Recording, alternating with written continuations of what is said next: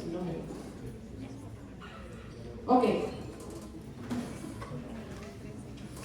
Entonces, dentro de las secreciones gástricas por las que íbamos, habíamos hablado de que estaba la secreción de pepsina. La pepsina se secreta como un zimógeno, que es una enzima inactiva, que es el pepsinógeno, y ese se secreta por las células principales. Entonces, cuando el pepsinógeno se encuentra con un ambiente ácido, o sea, cuando el pepsinógeno sale del estómago y se encuentra con esa secreción ácida, ese pepsinógeno se va a convertir a pepsina. Entonces, para que este pepsinógeno se convierta en pepsina, el pH tiene que estar por debajo de 3.5. Entonces, tiene que ya estar lo suficientemente ácido.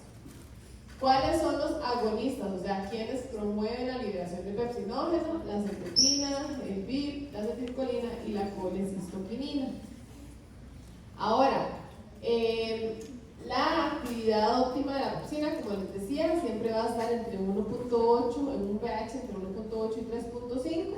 Si el pH por A por B subiera de esos pHs ideales, va a empezar a convertirse en menos. Y muchas veces incluso podría inactivarse la pepsina si el pH es más cercano a 5, y si es superior a 5 se puede inactivar de forma permanente. Entonces, normalmente el pH en el que funciona va a ser ese pH ácido. Ahora, con respecto a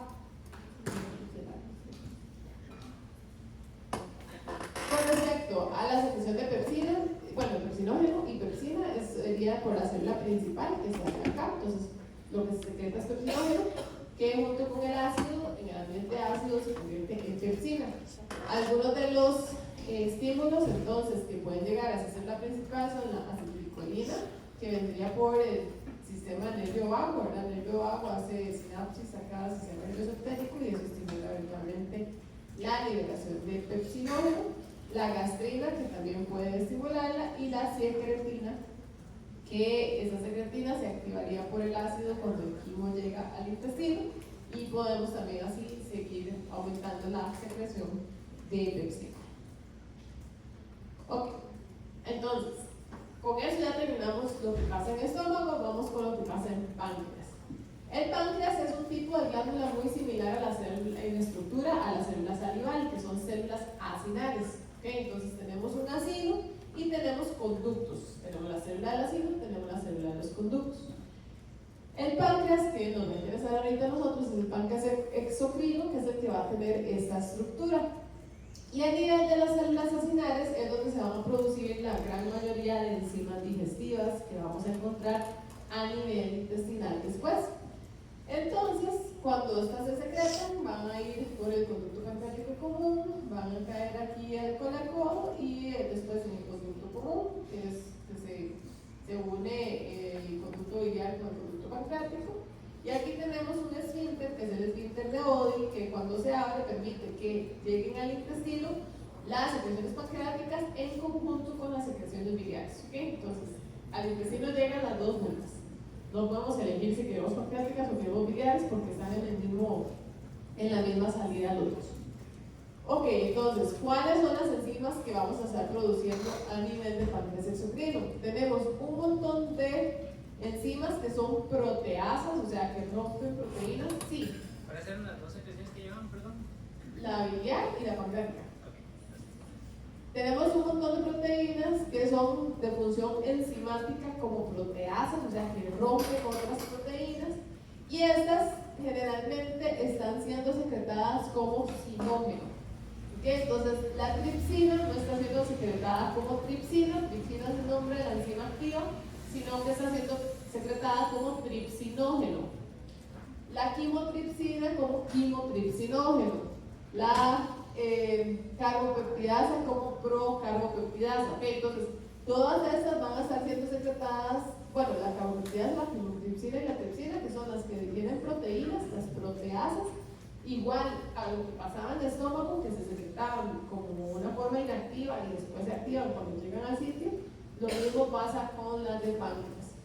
Esto evita que se activen a nivel de páncreas y que autodigieran el páncreas. Si eso pasara, si las enzimas pancreáticas, las proteasas, se activaran a nivel de páncreas, pueden generar una pancreatitis. que es que van a empezar a romper todo el tejido pancreático. ¿Okay? Entonces van a empezar a digerir el pan. Y eso es malo, muy malo. ¿Okay? Es una emergencia médica. Entonces, normalmente todas las proteasas, que son como las más peligrosas, por así decirlo, se van a liberar de una forma inactiva. Las demás, las que digieren, almidones, como la amilasa pancreática, las que digieren lípidos, como la lipasa, esas se secretan de forma activa. ¿Okay? Esas no van inactivas, esas ya van en su forma activa hasta el intestino. Adicional a la lipasa, se va a liberar también otra proteína que es la colipasa. La colipasa lo que ayuda es a que la lipasa se pueda pegar fácilmente a las gotitas de grasa en presencia de ácidos biliares. Entonces, la colipasa también es necesaria para la acción de la lipasa. Y después tenemos otras enzimas como las nucleasas que degradan ácidos nucleicos, que esas nucleasas pueden ser ADNasas o ARNasas, pueden degradar los dos tipos, una para ADN y otra para ARN. Y esa también va en una forma activa. ¿Okay? Entonces, dentro del jugo pancreático, como les decía, vamos a tener todas estas proteínas que son las enzimas que digieren a otras proteínas, que son proteasas, que se están liberando como zimógenos. Eso quiere decir que son una forma inactiva de la proteína. Entonces, ¿cómo se activan estas proteínas? Normalmente, nosotros lo que vamos a tener es una secreción de zimógenos. Estos zimógenos van a llegar al intestino y en el borde cepillo del intestino nosotros tenemos una tijerita, una enzima que puede cortar a el tripsinógeno. Y esa tijerita, al activar al tripsinógeno, entonces vamos a tener activa la tripsina. Y esa tripsina es una proteasa muy potente que puede empezar a cortar a todas estas otras enzimas y volverlas o convertirlas en su forma activa. ¿Sí? ¿Sí? Ok. Entonces, así es como activamos las enzimas pancreáticas. Sí. La tripsina activa A todas las demás. A todas las demás. Exacto. Ok, entonces, ¿cómo es que se regula la liberación de secreción pancreática? Nosotros vamos a tener en las células acinares principalmente receptores para acetilcolina, para GRP, secretina y VIP. El principal agonista en células humanas es la acetilcolina. Eso quiere decir que tiene que existir una activación vagal que aumente la liberación de acetilcolina y que permita la secreción de más enzimas. ¿Okay? A nivel del conducto, el principal agonista va a ser la secretina. Y la secretina lo que va a hacer es aumentar la actividad de este canal de cloruro, que es el CFTR, y al mismo tiempo activar entonces este intercambiador, que es el de cloruro de bicarbonato. Entonces, entre más secretina, más bicarbonato voy a tener yo en la secreción pancreática, o sea, un pH mucho más alto. ¿Okay? Entonces, en general, en el ácido voy a tener secreción de proteína y de algunos iones, mientras que en el conducto principalmente lo que voy a tener es la secreción de bicarbonato, o sea, voy a alcalinizar muchísimo esa secreción pancreática. ¿Okay? Entonces, si nosotros vemos aquí la tasa de flujo, entre más tasa de flujo, pues quiere decir que está más estimulada la secreción. Vean que a mayor tasa de flujo voy incrementando la liberación de bicarbonato. ¿Okay? Entonces vean que va subiendo y puedo llegar a alcanzar un techo, ¿verdad?, de liberación de bicarbonato. Entonces, entre más estimulado, más bicarbonato. A nivel de los conductos no transportan ni potasio ni sodio. Entonces, a nivel de conducto, no importa que tan estimulada esté la secreción, el sodio y el potasio se va a permanecer igual. ¿Okay? De la secreción pancreática. Ok. Entonces, ¿cómo es que yo activo a estas células acinares a que produzcan más secreción pancreática? generalmente lo que va a ocurrir es que voy a tener una acción de la colecistoquinina de una forma indirecta. La colecistoquinina va a actuar sobre las vías vagales, las va a estimular, y las vías vagales van a ser las que van a liberar acetilcolina sobre las células del ácido pancreático, estimulando así la secreción pancreática. Entonces, vean que hasta ahorita la colecistoquinina le hemos visto varias funciones. A nivel del estómago ya habíamos dicho que reducía la velocidad de vaciamiento gástrico, ahora estamos diciendo que a nivel del páncreas aumenta la secreción acinar y también al activar el nervio vago, cuando se libera acetilcolina a nivel del páncreas, también se libera óxido nítrico a nivel del esfínter de Oddi y genera la relajación y salida de la secreción hacia el intestino. ¿Okay? Y eso también es por vía indirecta. La colecistoquinina sobre el esfínter de Oddi y sobre la secreción acinar actúa de vía indirecta.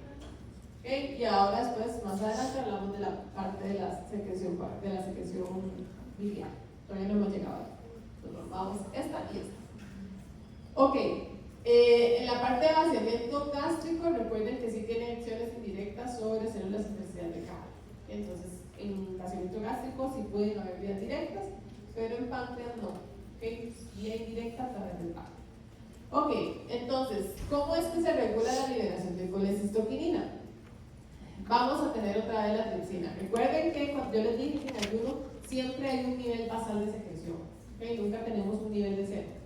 Siempre tenemos ahí un poquitillo de secreción que se está liberando.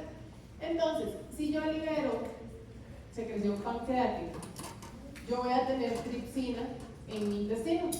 ¿Okay? Porque la secreción pancreática va a llegar al intestino, el tripsinógeno se convierte en tripsina y voy a tener tripsina activa. Esa tripsina dijimos que era una proteasa, o sea, que rompe todas las proteínas que se encuentran. Entonces, si nosotros no hemos comido, lo que va a hacer esa tripsina es romper cualquier otra proteína que ande por ahí. Generalmente, esas proteínas pueden ser péptido liberador de colecistoquinina, que se está secretando por otras células hacia la luz del intestino, o otro péptido que también viene en la secreción pancreática que se llama péptido monitor. Entonces, mientras yo no tenga comida, la tripsina, las únicas proteínas que va a tener son estas. Y entonces va a empezar a digerirlas y por lo tanto los niveles de estas proteínas van a ser muy bajos. Estas proteínas normalmente lo que harían es estimular a la célula I a que libere colecistoquinina.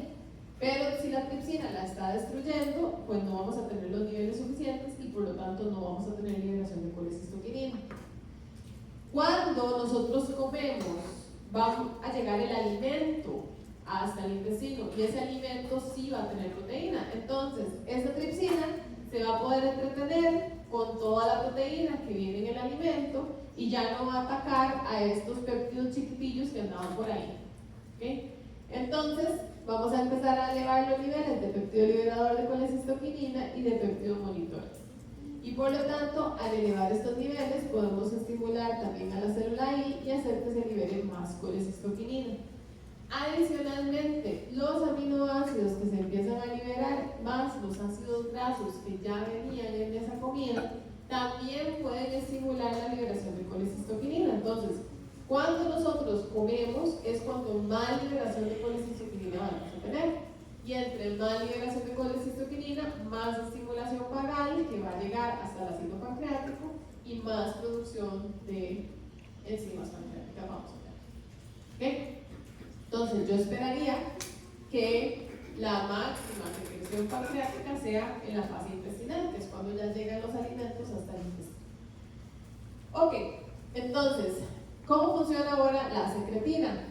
Habíamos dicho que la secretina era un neurocontrol negativo con respecto a la cantidad de ácido que había. ¿Okay? Entonces, voy a tener en el estómago la liberación del ácido, este ácido va a revolverse con la comida y va a formar el quimoácido que va a llegar eventualmente al duodeno. Entonces, cuando llega al intestino, vamos a tener comida y ácido juntos. Ese ácido va a estimular a las células S, que son las que liberan la secretina, y esa secretina principalmente va a actuar sobre los conductos pancreáticos estimulando la liberación de bicarbonato. Cuando ese bicarbonato llegue al intestino, ¿qué va a hacer? Neutralizar el ácido. ¿Okay? Entonces, esa es la forma que tenemos de neutralizar el ácido a nivel de nuestro intestino. Entonces, como les decía, nosotros podemos tener la mayor liberación de secreciones pancreáticas en la fase intestinal, aproximadamente un 60% de las secreciones pancreáticas se dan en esa fase. Después tenemos un poquitito en la fase cefálica, 25%, y menos todavía en la fase gástrica.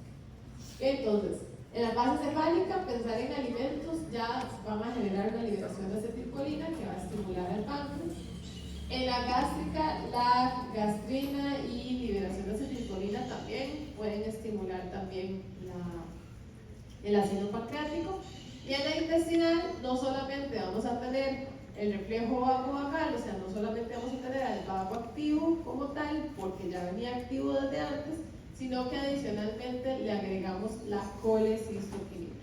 Y la colecistoquinina va a estimular todavía más al vago y eso genera entonces que incremente la secreción acinal. Y adicionalmente tenemos a la secretina actuando sobre el conducto, tenemos todavía más secreción de bicarbonato. ¿Okay?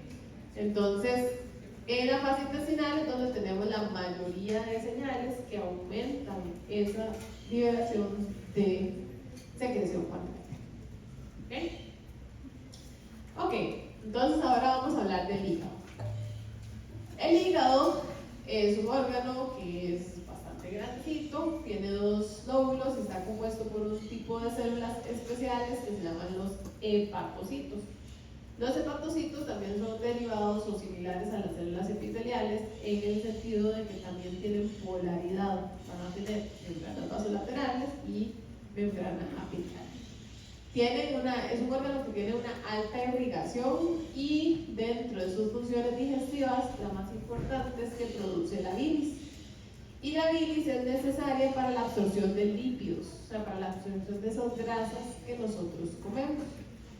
Y también de las vitaminas, no solamente las grasas, digamos, sino los ácidos grasos, sino también de vitaminas y liposolubles.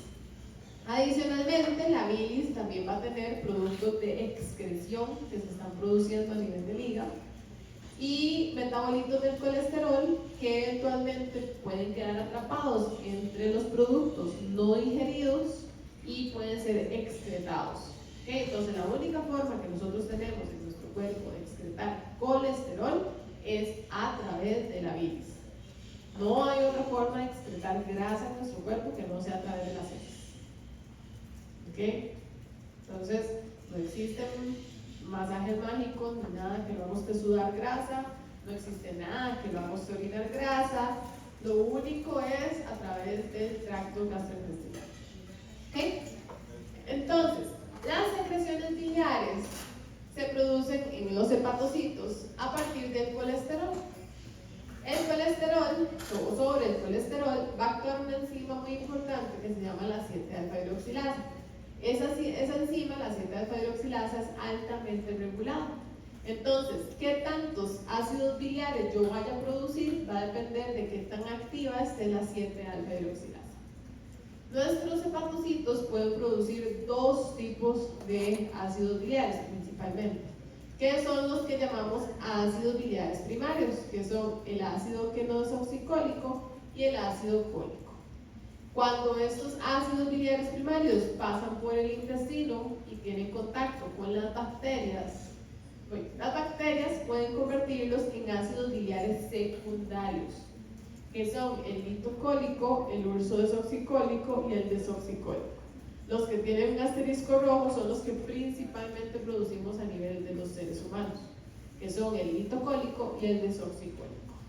¿Okay? Y de todos estos, el litocólico es altamente tóxico. Entonces ahora vamos a ver cómo es que nuestro cuerpo se deshace de él más fácilmente. ¿Okay? Sí. Repite la función de la 7-alfa-hidroxilasa. Es el paso limitante en la conversión del colesterol a ácidos biliares. ¿Eso qué significa? Que si esta enzima no está activa, no hay forma de que produzcamos ácidos biliares. y es altamente regulada. Entonces vamos a tener un switch que la enciende y la apaga. Entonces, ¿qué tantos ácidos biliares producimos nosotros? Depende de qué tan activa vaya a ser esta enzima. ¿Ok?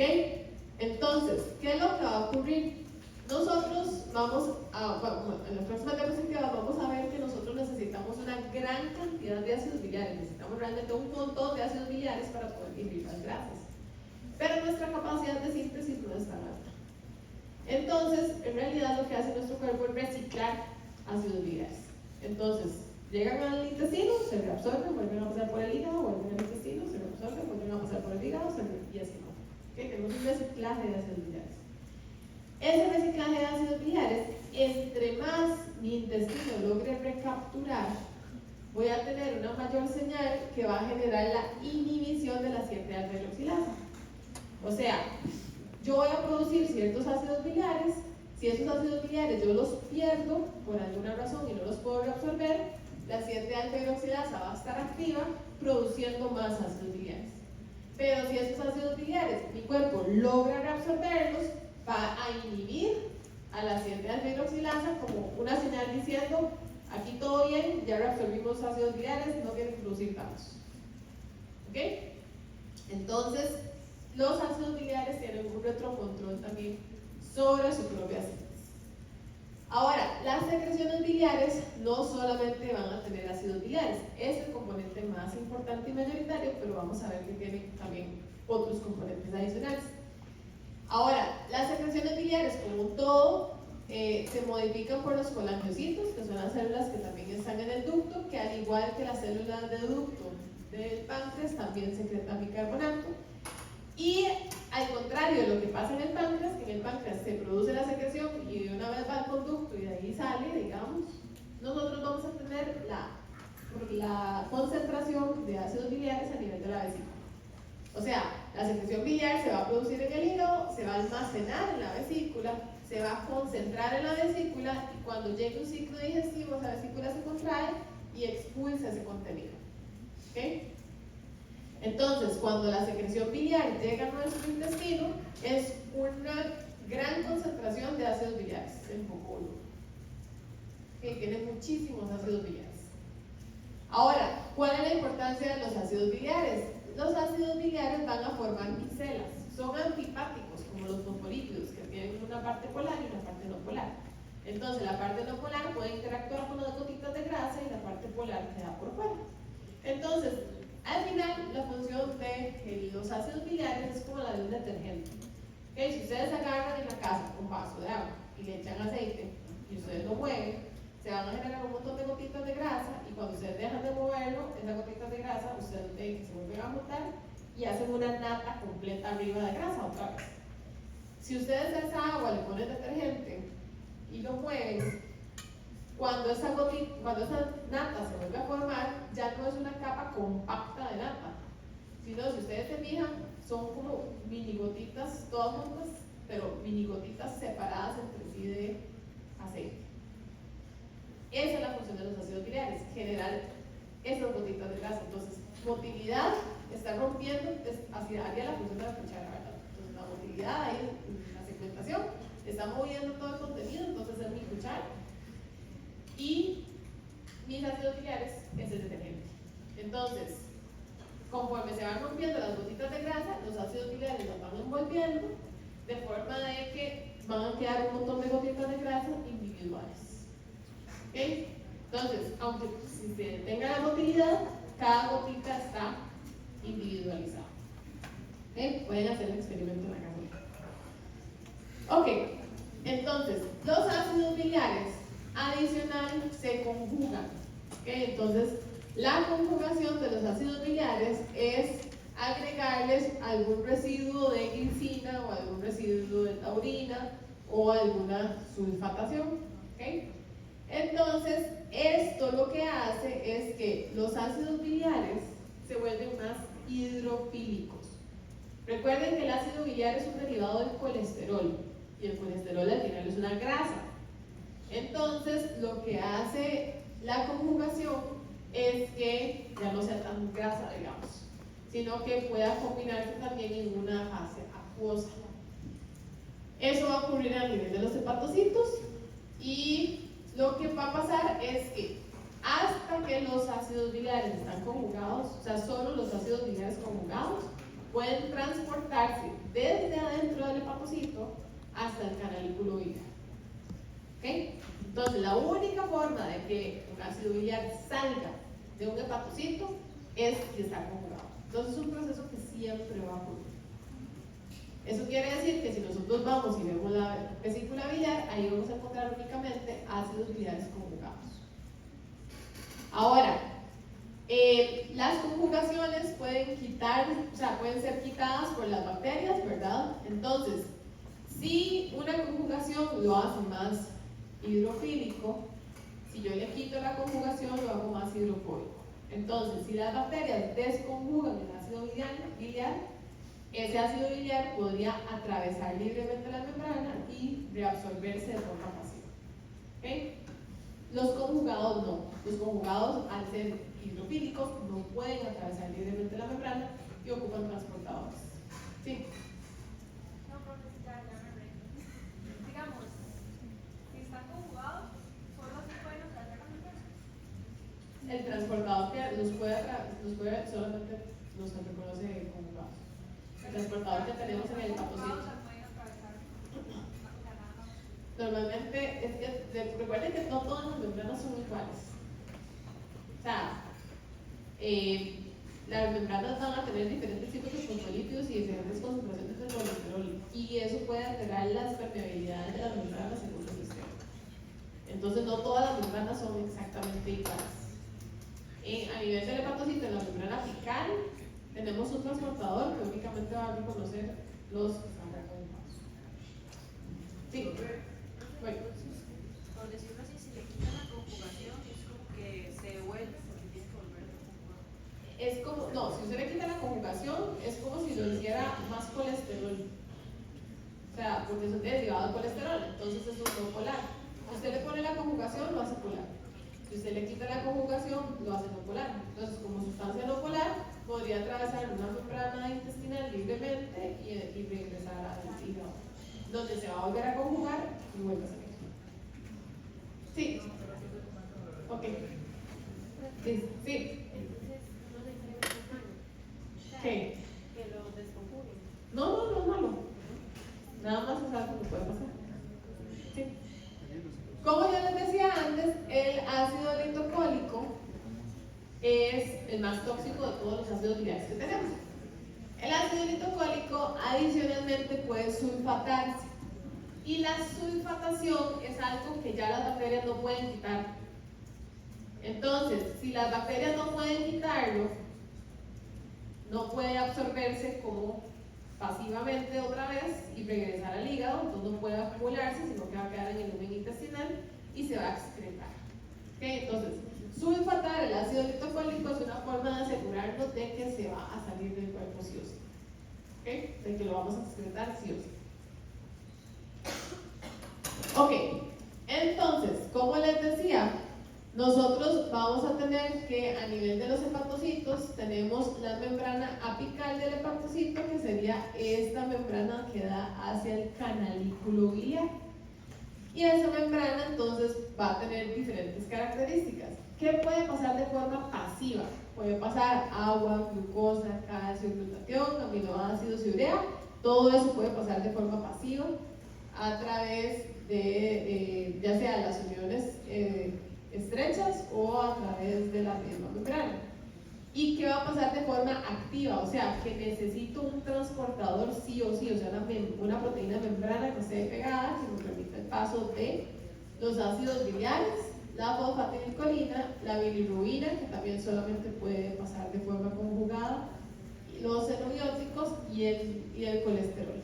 ¿Okay? Entonces, vean que todos estos necesitan proteínas de membrana. ¿Okay? Eso quiere decir que, por ejemplo, el colesterol que usted pensaría que puede pasar libremente con cualquier membrana, en este caso, de esta membrana particular, por su composición, no. ¿Okay? También necesita un transportador. Ok, como les decía, entonces, al final los ácidos biliares lo que hacen es formar micelas. Y esas micelas pueden ser simples, que pueden ser solo de ácidos biliares, o pueden ser mixtas con ácidos biliares y con fosfatidilcolina o con colesterol, que son otros componentes que también pueden estar en esa secreción biliar. A nivel de los canalículos, como les decía antes, tenemos la secreción de bicarbonato. Entonces, por ejemplo, la secretida también puede estimular al mismo canal que habíamos visto la vez pasada, que es el CFTR, y esto genera entonces que pueda haber igual siempre cloruro disponible y que esta proteína entonces se active más, que es el intercambiador cloruro-bicarbonato, haciendo que se libere más bicarbonato hacia esa secreción biliar. Entonces, a nivel de los canalículos se alcaliniza la secreción biliar. A nivel de sus canalículos también la glucosa tiende a reabsorberse. Como estamos secretando grandes cantidades de cloruro, tiende a salir sodio y agua, y eso hace que esa solución se haga ligeramente isotónica. Y podemos tener también secreción de factores que ayudan a la defensa del organismo, como la inmunoglobulina tipo A. ¿Ok?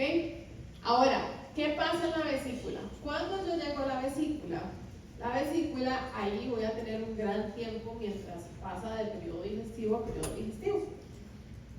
Y entonces, ahí yo voy a empezar a acumular o a concentrar más bien los ácidos biliares. Entonces, entre más tiempo pase esa secreción biliar dentro de la vesícula, más voy a poder concentrar esos ácidos biliares. ¿Okay?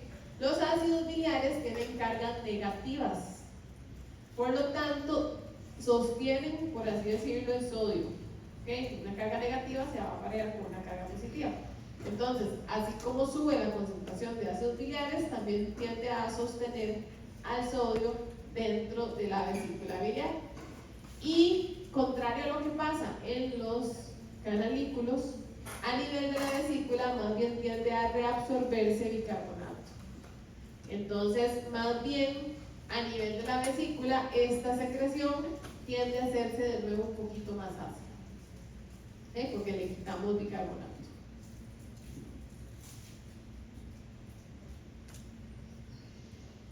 Ok, entonces, ¿cuántos más o menos miligramos de ácidos biliares producimos al día? Alrededor de 600 miligramos por día.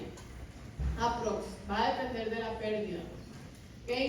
Entonces, por ejemplo, nosotros perdemos alrededor de 0.5, 0.6 gramos por día. Nuestro cuerpo va a producir 0.5, 0.6 gramos por día. ¿Ok? Perdemos alrededor de 500, 600 miligramos. Vamos a producir aproximadamente 500, 600 miligramos. Si perdemos 400 miligramos, tendemos a producir 400 miligramos. ¿Okay? Las pérdidas están pareadas a la producción. Ahora, el requerimiento por día es de 12 a 36 gramos. ¿Okay? Entonces, si por A o por B nosotros no podemos reabsorber todos los ácidos biliares que pasan por nuestro tracto gastrointestinal, nuestra producción diaria no podría dar para reponer de 12 a 36 gramos por día. ¿Ok? Es imposible. Ahora, dentro del intestino siempre vamos a tener lo que llamamos el pool intestinal, que es que en el intestino van a estar circulando de 2.5 a 3 gramos que se van a estar absorbiendo con el tiempo y van a estar llegando al hígado y van a empezar a acumularse después en la vesícula. O sea, si nosotros tenemos más o menos 3 gramos en el intestino y ocupamos 12, digamos, por día, eso quiere decir que tendrían que recircularse todos esos ácidos biliares alrededor de 4 veces. Entonces, según nuestra dieta, nosotros podemos recircular de 4 a 12 veces por día todos los ácidos biliares que están dando vueltas ahí por el intestino. ¿Okay? Eso quiere decir, recircular quiere decir que los reabsorban, llegan al hígado, vuelven a salir del intestino por la bilis, vuelven a reabsorberse, vuelven a llegar al hígado, vuelven a salir por la bilis y así sucesivamente. Ok, entonces, ¿qué es lo que va a ocurrir? Van a llegar los ácidos conjugados, no conjugados. Los no conjugados, recuerden que fueron convertidos por las bacterias intestinales, ¿verdad? Fueron desconjugados por las bacterias intestinales. Todo esto va a llegar al hígado. En el hígado hígado, los que están conjugados van a pasar de forma directa, ¿verdad? Los que no están conjugados primero se conjugan y ya después salen a la bilis. Entonces vean que el conjugado sale, pero el no conjugado primero se conjuga y sale. Eso se va a acumular en la vesícula biliar. En el momento en que llega la digestión, esta vesícula biliar se va a contraer y después de que se contrae, salen los ácidos biliares. Si las bacterias los desconjugan, vamos a tener entonces absorción pasiva, pero para los que no se logran desconjugar, tenemos que tener algún tipo de transportador. Este transportador para ácidos biliares conjugados es el ASTT. Y lo que hace es un cotransporte con sodio de los ácidos biliares conjugados hacia el enterocito. Estos transportadores están en el ilion terminal. Entonces, estos ácidos biliares van a pasar por todo el intestino delgado y hasta que llegan al ilion terminal, este se reabsorbe. Ahora, estos ácidos biliares, hay receptores para ácidos biliares, entonces esos ácidos biliares también van a tener una función hormonal. Activan a los receptores de ácidos biliares y esos receptores de ácidos biliares pueden generar la creación de un factor que es el FGF19, factor de crecimiento de fibroblastos número 19. Ese FGF19 puede viajar por sangre hasta el hígado y este factor es el que nos va a inhibir a la 7-alfa-hidroxilasa. Entonces, entre más ácidos biliares yo recupere, más factor FGF19, más inhibición de la 7-alfa-hidroxilasa. Y por eso es que existe un pareo entre lo que pierdo y lo que produzco. Si yo logro recapturar mucho, entonces voy a tener mucho FGF19 y voy a inhibir la producción de más. Pero si recapturo muy poco, voy a tener mucho menos FGF19 y por lo tanto voy a producir más ácidos biliares en el hepatocito. ¿Okay? Entonces, así es como le llega la señal de cuánto estoy reabsorbiendo hasta el hepatocito. ¿Okay? Estos receptores también vamos a tener algunos similares en el hepatocito, entonces este tipo de productos también pueden estar actuando dentro del mismo hígado. Sí. El transportador para los no conjugados es el AST. Para los conjugados. Los no conjugados, recuerden que son pasivos. Los conjugados es el ASBT. Y va a salir por la membrana basolateral por el OST. Entonces, viajan ahí. Por este y por este. ¿Ok? Ok. Entonces, ¿qué pasa si yo no tengo ilion? Si yo no tengo ilion, no puedo recuperar a los conjugados, a los ácidos biliares conjugados. Y si yo no tengo ilion, entonces tampoco, primero, no puedo recuperar los ácidos biliares conjugados y segundo, entonces tampoco voy a producir factores que inhiben la producción de ácidos biliares. Entonces, si yo, por alguna razón, no sé, un cáncer o algo así, me tienen que quitar un pedazo de ilion y me dejan sin ilion, la producción de ácidos biliares a nivel de mi hígado puede subir hasta 4 o 6 gramos. O sea, puedo producir de 4 a 6 gramos en caso de que yo no pueda recircular ácidos biliares. Que de nuevo, se queda corto si mi requerimiento mínimo son 12. ¿Okay? Voy a poder producir por día la mitad de lo que necesito. Entonces, obviamente, eso quiere decir que vamos a tener que tener dietas bajas en casa. ¿Okay? Porque si no, no la vamos a poder digerir. Ok, entonces, ¿cómo se secreta la bilis? Van a llegar al duodeno. Ya habíamos hablado que llega la comida, entonces tenemos aminoácidos y grasas que estimulaban la liberación de colecistoquinina. La colecistoquinina iba a activar a las vías vagales. Las vías vagales van a liberar acetilcolina a nivel de la vesícula biliar y van a generar la contracción de la vesícula biliar. Y las mismas fibras que se activaban antes, que liberaban óxido nítrico, están relajando al esfínter de Oddi. ¿Okay? Entonces la colecistoquinina está produciendo que se libere acetilcolina a nivel de la vesícula biliar, a nivel del ácido pancreático y óxido nítrico a nivel del esfínter de Oddi, favoreciendo la salida de secreción pancreática y secreción biliar hacia el intestino. ¿Okay? Ahora, ¿la vesícula tiene receptores de CCK? Sí, pero la única forma de que se contraiga por activación de CCK es en condiciones de concentraciones suprafisiológicas, o sea, muy por encima de las concentraciones que nosotros normalmente tenemos de colesterol químico. Entonces, el efecto normal fisiológico es indirecto a través de la activación vagal. ¿Ok? Listo.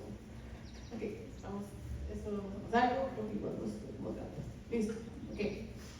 Entonces, vamos con secreciones intestinales. Las secreciones intestinales van a producirse a nivel de intestino delgado e intestino grueso. Vamos a tener que la gran mayoría de líquidos que va a llegar a nuestro intestino, ¿verdad? Que va a llegar al intestino delgado, al intestino grueso, va a ser reabsorbido. ¿Okay? Entonces la gran mayoría de iones y de agua van a ser reabsorbidos en el intestino delgado y el resto van a ser reabsorbidos por el intestino grueso. ¿Okay? Entonces más o menos 6.5 litros por día en el delgado y 1.9 en el grueso. Por lo tanto, al final en las heces perdíamos apenas 0.1 litro, o sea 100 mililitros, que no era casi nada.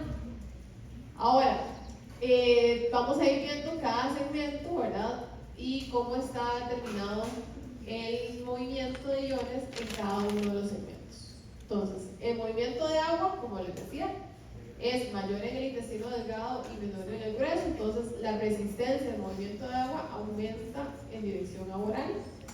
Y a nivel de secreciones, en la gran mayoría del tracto gastrointestinal va a haber absorción, pero vamos a tener dos sitios anatómicos específicos que se llaman las criptas, que es un sitio en donde vamos a tener más secreción.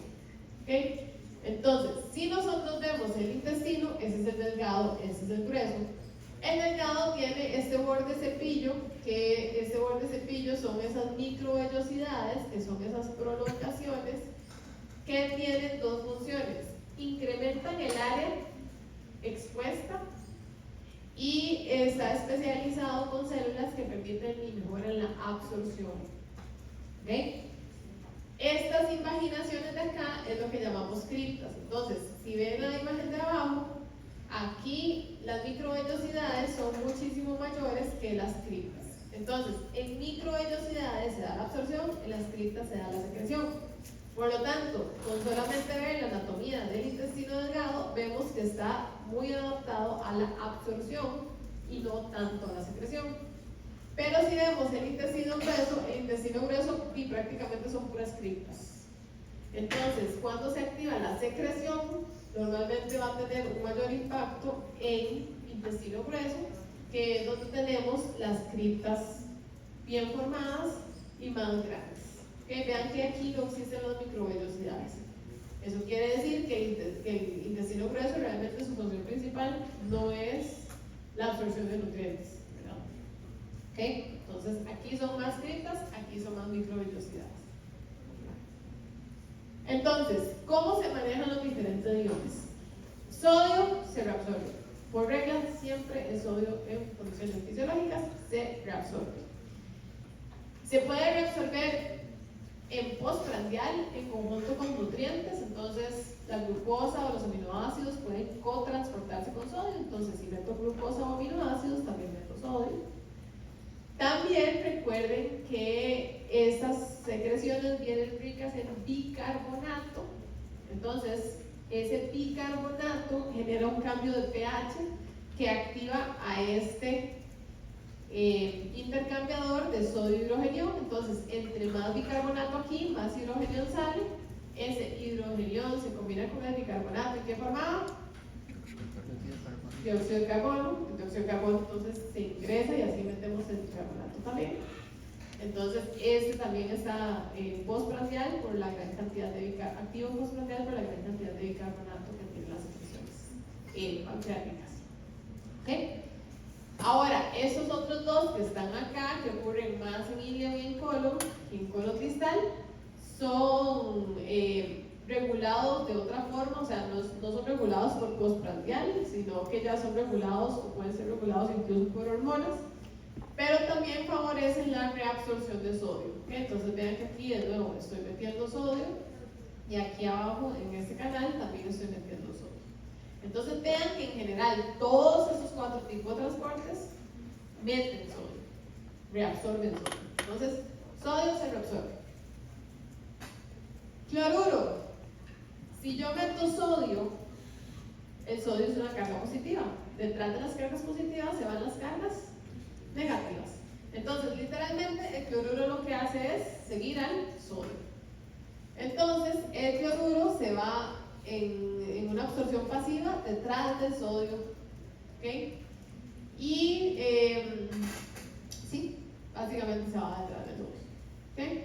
Aquí podemos tener reabsorción de cloruro de cambio con bicarbonato y aquí también en un acople que se llama electroneutro, porque por un lado estoy sacando bicarbonato, metiendo 2 cloruros, sacando un hidrógeno, metiendo un sodio. Entonces todo ese transporte lo que genera es un movimiento de reabsorción de sodio y cloruro que no genera cambios de gradientes eléctricos. ¿Okay? Pero básicamente el cloruro, digamos, se reabsorbe también. Pero el cloruro, a diferencia del sodio, también se puede secretar. Entonces, la secreción de cloruro es regulada. Ocurre en las criptas, como dijimos, ocurrirán las secreciones en las criptas. Y los estímulos pueden ser diversos. A los estímulos que favorecen la secreción de cloruro les llamamos secretagogos. Y esos secretagogos generalmente lo que van a ocasionar es diarrea. Porque si yo saco cloruro, ¿qué va a pasar con el sodio? Se va a quedar también, se va a mover también junto con el cloruro. O sea, voy a disminuir la reabsorción de sodio también. Me va a quedar entonces cloruro de sodio afuera y eso hace que el agua se quede afuera, en el intestino, y eventualmente eso genera entonces una diarrea. O sea, un exceso de líquido que no puedo reabsorber en el intestino. ¿Ok? Entonces, lo que va a ocurrir es que generalmente voy a tener activación de este canalito de acá, el CFTR, que favorece la salida de cloruro hacia el lumen. Eso genera un lumen negativo y entonces detrás de ese lumen negativo se va el sodio. ¿Okay? Pero el sodio como tal no se está secretando de forma activa, simple y sencillamente se lo lleva el cloruro. ¿Okay? Por eso decía que el sodio únicamente en condiciones fisiológicas se reabsorbe. Y nada más.